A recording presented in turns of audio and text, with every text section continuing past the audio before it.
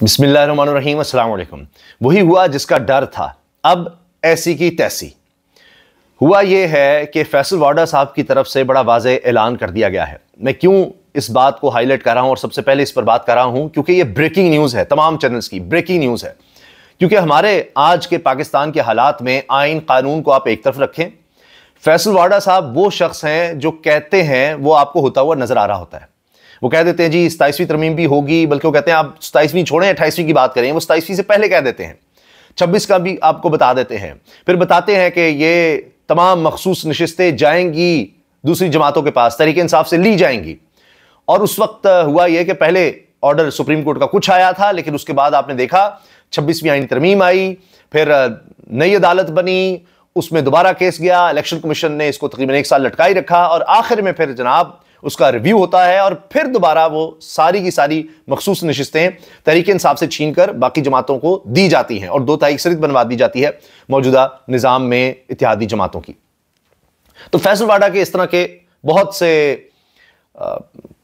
कहें कि ऐलानात वो आपको सही होते नजर आते हैं। कुछ होंगे जो नहीं वक्ती तौर पर होते, लेकिन बाद में जाकर आपको नजर आता है कि भाई ये तो जो कह रहे थे हो रहा है।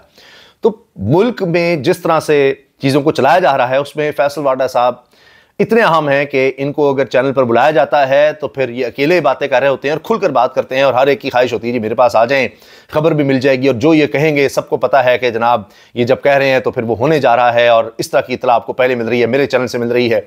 और कोई पसंद करे ना पसंद करे, लेकिन बात यह है कि फिर मुल्क उसी तरफ चल रहा होता है, चीज़ें उस तरफ चल रही होती हैं, अदालतों की कोई ज़रूरत नहीं रहती, किसी हुकूमत की ज़रूरत नहीं रहती। फिर जब इन्होंने कह दिया तो है। अब इन्होंने जो बात कही है वो बड़ी अहम है। एक्स पर उन्होंने पोस्ट किया क्योंकि अब तमाम अहम शख्सियात आपको यहीं पर अपने नोटिफिकेशंस देती नजर आएंगी। तो इससे बड़ा ऐलान किसी हुकूमत का नहीं होगा, किसी वज़ीर आला का नहीं होगा, किसी अदालत का हुक्म नहीं होगा। जो कुछ फैसल वाडा साहब ने कह दिया है, अब आप आने वाले में देखिएगा क्या होता है। फैसल वाडा साहब लिखते हैं, ऐसी की तैसी, ज़हनी मरीज आंख से अंधे और कान से बहरे सुन लें, आइन और कानून के मुताबिक फैमिली को मुलाकात की इजाजत, हाल अहवाल के लिए वकील को केस से मुतालिक मिलने की इजाजत है। फैमिली की मुलाकातें भी सियासी पैगाम पर मुश्तमिल हो रही हैं, सवाल निशान।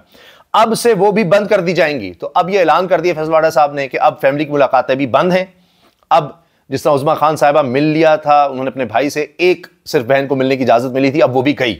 अब जितनी मर्जी तहरीक इंसाफ कोशिशें करे, अदालतों में जाए, जिस तरह पहले भी जा रहे हैं, 1 महीने तक मुलाकात नहीं हो सकी थी, अब वो मजीद बंद। अगरचे इंटरनेशनली मामला हाईलाइट हुआ था, आप कहते हैं जी सफ़ीर भी इसमें इन्वॉल्व हो रहे हैं कि ये क्या हो रहा है, तो अब कोई चीज़ नहीं देखी जाएगी। अब मजीद इस तरह की कोई मुलाकात नहीं हो सकेगी, फैसल वाडा ने ऐलान कर दिया है।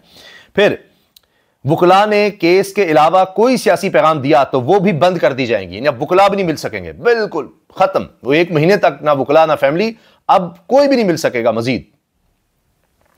जीती हुई अफवाज और इसके सिपाहसालार के बारे में मजीद बकवास बर्दाश्त नहीं की जाएगी, बल्कि बकवास करने वालों की जुबान से जूते की सोल बना दी जाएगी, यानी जुबान से जूते का तलवा जिस तरह होता है वो बना दिया जाएगा। अब मजीद बर्दाश्त नहीं होगा।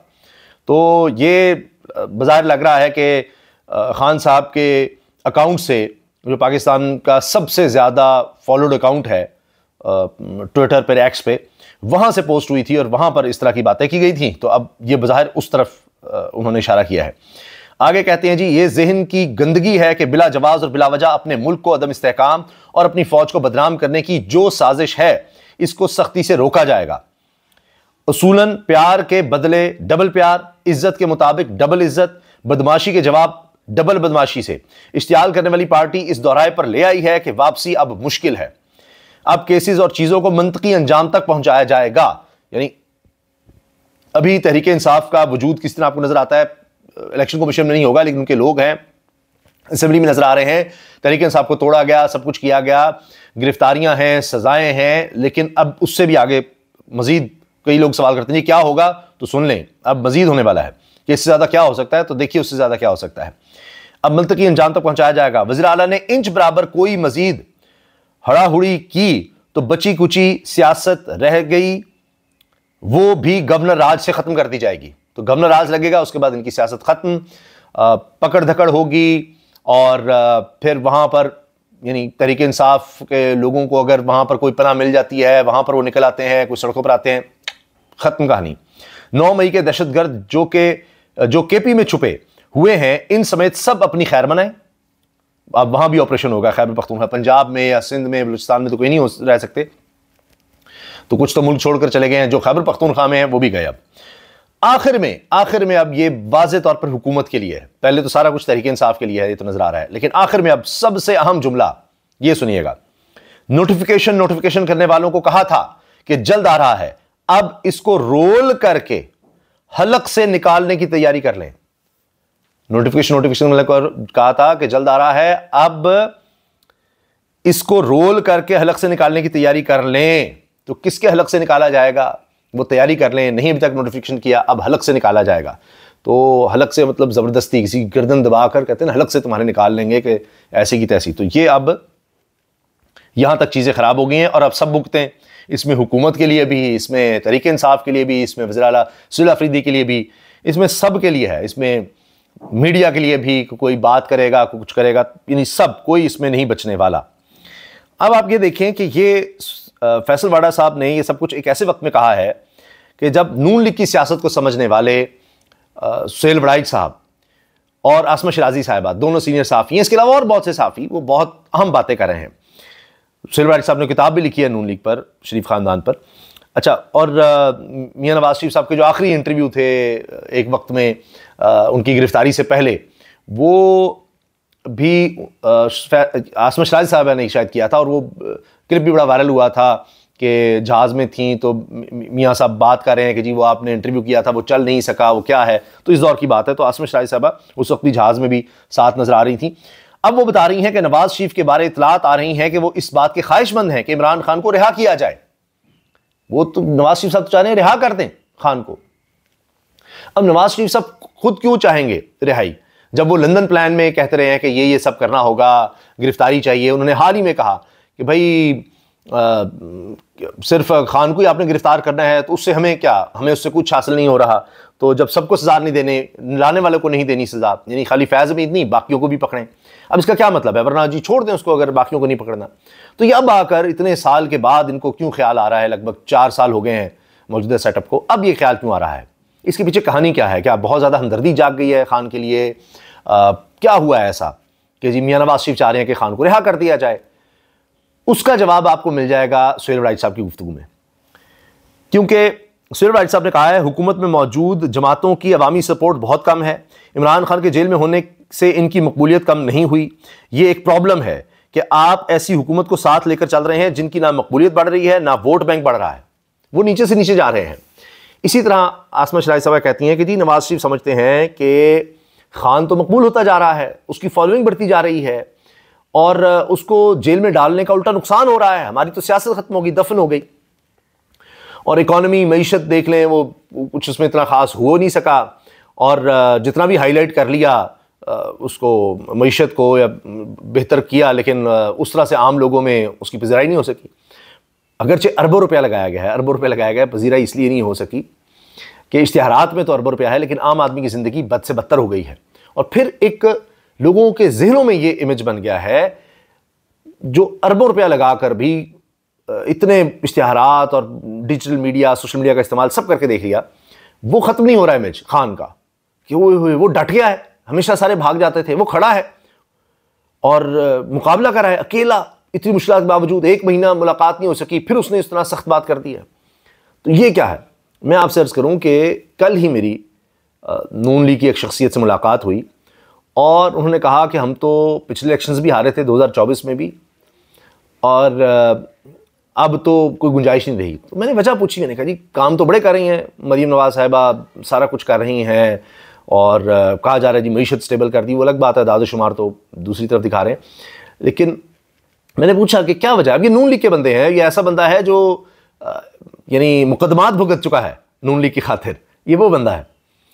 तो वो कहता है कि भाई वो डट गया, खान डट गया, अंदर बात सारी है, लोग उसके साथ हो गए, इतने मुतासर हुए हैं कि यार ये था। यानी लोग ये सोच रहे हैं कि हमारा लीडर तो निकल जाता था डील करके, पीछे से लोग भुगतते रहते थे, कारकुन भुगत रहे होते थे या दीगर लीडरशिप भुगत रही होती थी, वो तो निकल जाते थे।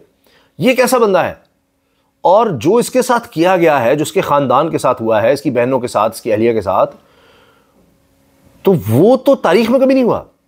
मियाँ साहब के साथ हुआ, उनकी बेटी के साथ, उनकी अहलिया के साथ हुआ, लेकिन जो कुछ यहां हो गया है इसकी तो कोई मिसाल नहीं मिलती। तो ये सब अब नून लीग के लोग भी कह रहे हैं, तो आप अंदाजा लगा लीजिए कि क्या हालात बन चुके हैं।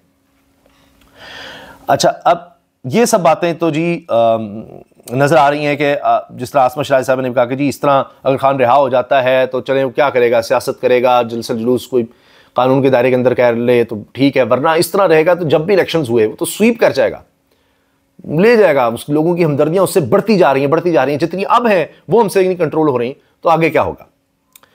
अच्छा, एक और ख़बर आखिर में मैं शामिल कर दूं, इस पर वीडियो थोड़ी तवील हो गई लेकिन ये बड़ी ज़रूरी है कि अगर आप मौजूदा निज़ाम का हिस्सा हैं, मौजूदा निज़ाम के साथ हैं, तो फिर आपके बच्चे 2 लड़कियों को रोंद भी दें तो आपके लिए कोई इतना मसला नहीं है। क्योंकि अब हुआ ये है कि इस्लामाबाद हाई कोर्ट के जज साहब के हवाले से अब ये खबर सामने आ गई है और साफ़ी इस पर लिख रहे हैं, रिपोर्टर्स इस पर लिख रहे हैं। फैसलाबाज खार हैं, मरीम नवाज़ खान हैं, कोर्ट रिपोर्टिंग करती हैं, ये बता रहे हैं कि तस्वीर के साथ सब कुछ जाए वक़्वा से तफसीलात। इतलात के मुताबिक जस्टिस मोहम्मद आसिफ के बेटे ने रात के 1:30 बजे सेक्रेटेरिएट मेट्रो स्टेशन के करीब 2 बच्चियों को कुचला। पुलिस पहुंच गई मगर बिगड़े नवाब को गिरफ्तार नहीं किया। फिर थोड़ी देर बाद जस्टिस मोहम्मद आसिफ भी जाए वक़्वा पर पहुंच गए और इतलात के मुताबिक बच्चे को घर भेज दिया गया। हैरानकुन तौर पर 15 से 20 मिनट गुजर गए, एम्बुलेंस नहीं पहुंच सकी, अस्पताल लेकर जाया गया तो दूसरी बच्ची भी दम तोड़ गई। यूं बिगड़े नवाब की गिरफ्तारी रात के 4 बजे के बाद अमल में लाई गई और वो भी फरमाइशी गिरफ्तारी, ये जनाब बताया जा रहा है। और इसी बारे में मरीम नवाज खान साहिबा लिखती हैं, जस्टिस मोहम्मद आसिफ के बेटे से जिस वक्त एक्सीडेंट हुआ तो वो तन्हा नहीं था बल्कि 2 दोस्त भी हमरा थे। पुलिस ने जज साहब के बेटे को गिरफ्तार नहीं किया क्योंकि इसने पहले ही बता दिया था कि वो जज का बेटा है। और जस्टिस आसिफ मौके पर पहुंचे, खुद बेटे को घर भेजा, इसके दोस्तों को भगाया और कमजोर एफआईआर के बाद सुबह बेटे को पुलिस के हवाले किया। बाकी दोनों दोस्तों का एफआईआर में तस्करा है ना पुलिस ने किया। अहम बात यह भी है कि जिस वक्त जज साहब मौके पर पहुंचे एक लड़की दम तोड़ चुकी थी जबकि दूसरी की सांसें चल रही थीं, लेकिन एम्बुलेंस ताखीर से आने की वजह से दोनों वफात पा गईं। लेकिन जज साहब ने अपने बेटे को फरार कराकर मामला संभालना बेहतर जाना। लड़कियों का क्या था, चल बसी। अब मरीम नवाज साहिबा की कारकर्दगी भी सुनने, यानी हमारी वज़ीर आला पंजाब की। मुल्तान में गरीब रिक्शा ड्राइवर 2000 रुपए का चालान कटने पर दिल का दौरा पड़ने से जाँ बहक। रिक्शे से 2 टमाटर, प्याज और बच्चों के खिलौने बरामद। अस्तग़फिरुल्लाह, अल्लाह ताला इसकी मग़फ़िरत फरमाए जी। अल्लाह ताला यतीम बच्चों की कफ़ालत करने की तौफ़ीक़ अता फरमाए इस कौम को। अब क्या बंदा कहे, अब इस पर दुख और अफसोस का इज़हार किया जा सकता है। बाकी तो अब ये सख्ती बढ़ रही है और अभी सख्तियाँ और होनी हैं हर तरह से, ये तो नज़र आ रहा है। बाकी ये जो जज साहब के बेटे वाला सारा मामला है, इसमें कोशिशें हो रही हैं सुलह सफाई की या जो भी ले दे के मामला सेटल कर दिया जाए, और लगता ही है कि ये ऐसे ही होगा, सेटल हो जाएगा। क्योंकि ये 26वीं 27वीं तरमीम के बाद जो जजेस लगाए गए हैं ये निज़ाम के लाडले लोग हैं और हुकूमत ने सोच समझ कर इन जजेस को लगाया है कि उनका ट्रैक रिकॉर्ड ऐसा है कि हुकूमत को इंसाफ होता हुआ नज़र आएगा। हुकूमत जिस लेवल का इंसाफ और फैसला चाहती है उस लेवल के ये लोग फैसले करेंगे, ऐसे ही तो इनको लाया गया। तो जो भी इस निज़ाम, इस हुकूमत के साथ खड़े हैं उनके लिए कोई मसला नहीं। कोई एक आप मुकदमा देख लें, कोई एक केस देख लें, क्योंकि वैसे तो नैब कहेगा जी 5300 अरब रुपये की करप्शन हुई है, लेकिन हुकूमती सतह पर किसी एक के खिलाफ आपको कोई एक्शन नजर नहीं आएगा। IMF कहेगा कि शराफिया का यहाँ कब्जा हो चुका है, बर्बादी हो गई, तबाही हो गई है, उसमें हुकूमती लोग खुद मुलव्वस हैं, ये IMF आपको बता देगा, बाकी दुनिया आपको बता देगी, लेकिन यहाँ आपको कोई नहीं बताएगा। आलमी सतह पर बात करें तो अलीमा साहिबा का स्काई न्यूज़ को इंटरव्यू वो बड़ा वायरल हो रहा है कि उसकी AI शक्ल निकाली गई, उसमें से क्लिप निकाल के आर्टिफिशियल इंटेलिजेंस के ज़रिए वो वायरल किए गए, लेकिन मकसद हासिल नहीं होना क्योंकि अब इस AI के दौर में जालसाजी ज़्यादा चल नहीं रही। इसी तरह अल जज़ीरा ने भी ख़ान साहब की गिरफ़्तारी को और 1 महीने तक तन्हाई को उठाया हुआ है, उस पर अल जज़ीरा भी रिपोर्ट कर रहा है। तो आलमी सतह पर यह रिपोर्टिंग शुरू हो गई है और इसके बहुत ज़्यादा असरात होते हैं पाकिस्तान जैसी हुकूमत पर। तो अब देखें आगे, तो अब मज़ीद कशीदगी और तसादुम नज़र आ रहा है। हलक से नोटिफिकेशन निकालने की बातें हैं, मुलाकातें बंद करने की बातें हैं, तो हर तरफ से अब लग रहा है तसादुम है और सारा सिस्टम भी भुगतेगा, आप और मैं मिलकर भी भुगतेंगे। मज़ीद अदम इस्तेहकाम ही है। अल्लाह हाफ़िज़।